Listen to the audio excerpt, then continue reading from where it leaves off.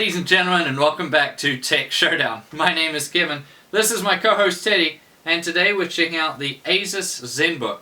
And since there's like a million of these now, this one is the UX303LN-C4191H. Or to put it more plainly, this is the one that features the i5-4210U processor and the NVIDIA GT840M GPU. So let's start out with the exterior, and as you can see it's got a nice aluminium finish, which I really like. The whole way around looks really good. I mean, this just makes it so sturdy, there's no flex, it feels really nice, a little bit slippery maybe, but that shouldn't really be an issue.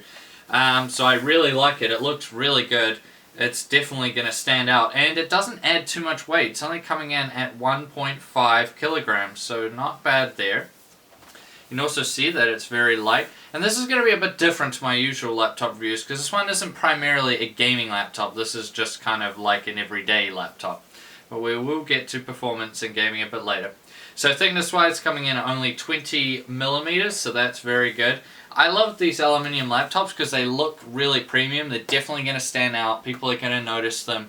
However, they might mistake it for something like a MacBook potentially.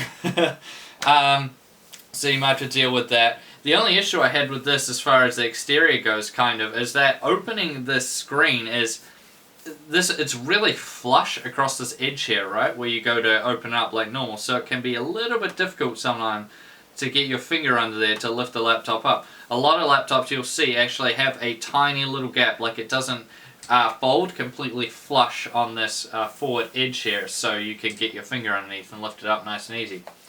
But that was the only thing. So let's go over I/O, and you see on the front there's nothing. Go around to the left hand side and we see we have a multi-card reader and two USB 3.0 ports. Nothing much around the back. And then on the right hand side we see the AC input, mini display port, which you don't actually see a lot on laptops, so that's quite nice to see. Another USB 3.0 port, HDMI, a headphone jack, and the battery indicator on the right hand side there. So very good. Now let's get this guy going and go over the specs. Move. There we go. Start her up. So processor wise, we need to see how fast it starts. Processor wise, it's featuring an Intel i5-4210U. There, bam, and very quick. So the 4210U features, it's a dual core with hyper-threading, so that's good, so effectively 4 threads.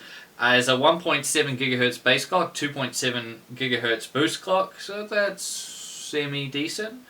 Operating system, as you probably already know, is Windows 8.1. Memory-wise, coming with 8 GB of DDR3L, that's the low voltage RAM, at 1600 MHz.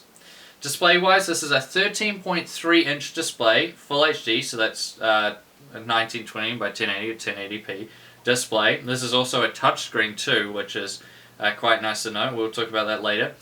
GPU-wise, as mentioned already, it's NVIDIA GeForce 840M, or the GT840M as a lot of people put it, is 2 GB of DDR3 video memory. This is kind of like a mid-range kind of entry-level GPU, I'd say, when it comes to laptops. It does a semi-decent job. We'll talk about it a bit more later. Storage-wise, just coming with a 128 GB SSD, and dimensions-wise coming in at 323 mm wide, 223 mm deep, and as I said earlier, 20 mm tall. It's also coming with a 1-year hardware warranty. So let's move on to the screen now. And as you can see, 1080p at 13.3 inches gives you a really nice pixel density. I really like it. You don't have to scale anything either, which is quite good because Windows scaling is still terrible. Hopefully that's all fixed when Windows 10 comes out. As far as the touchscreen functionality goes, I'm not a big fan of it with Windows 8.1. Mainly for the fact that I don't really find much use for it. I mean, it's the only thing I would really use it for the majority of the time is scrolling down on pages, because that seemed to work quite nicely. But that's about it. I mean, it's just me personally. I'd just rather use the touchpad, if it has a good touchpad, that is. and this one does, but I didn't really find that much use for it really, but maybe other users might. As far as the screen itself goes, it was really good. It has decent brightness levels, although it could go a little bit brighter sometimes. As you see right now, it's maxed out in its brightness, and you know, it's nothing really too impressive. It might not show up on the camera, but take it from me. But the color saturation was still pretty good, and I thought this was a pretty good display for the most part. It does a pretty good job. Now the sound comes from kind of side-ish firing speakers that are still kind of firing down. So it's okay. The sound quality itself is decent for the most part. It's a little on the tinny side of things, you know, not much bass, not that really full sound we all like to hear. And volume wise, it does go decently loud, but you will find that your volume tends to hover on the higher side of things, you know, around 70-80% a lot of times if you're watching, you know, like movies or Netflix or stuff on it. It tends to be, you tend to hover around the higher side of things. Now let's talk about that keyboard there and its nice backlighting. I'll turn it up all the way to full for you guys so you can see how high it goes. It has 3 brightness settings on the backlighting, but as you can see, it doesn't really do too much. It doesn't go too bright. That's not necessarily a bad thing. It can be a good thing, so it doesn't kill the battery super fast, because some people will do silly things like that and turn it all the way up and then wonder why the battery goes down the drain so quick. So the keyboard is quite nice. It's got a nice full layout. I really like it. The function keys are all up top, you know, laptop function keys. Nothing down on the arrow keys from the home and page up, page down ones. So I'd rather that, as you guys know, the other way around. But you know, whatever, that's fine. Aside from that, though, it has decent key travel. It's quite responsive to type on, so I did find it quite nice.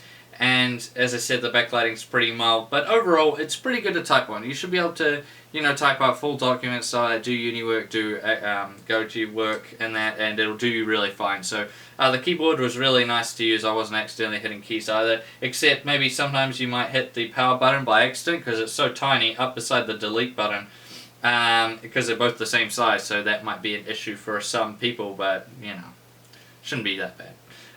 Now, moving on to the touchpad. So I've had a pretty funny up and down run lately when it comes to laptops and touchpads. But this one is perfect.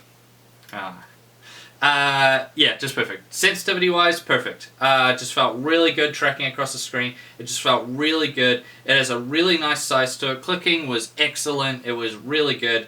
And it slides really well too.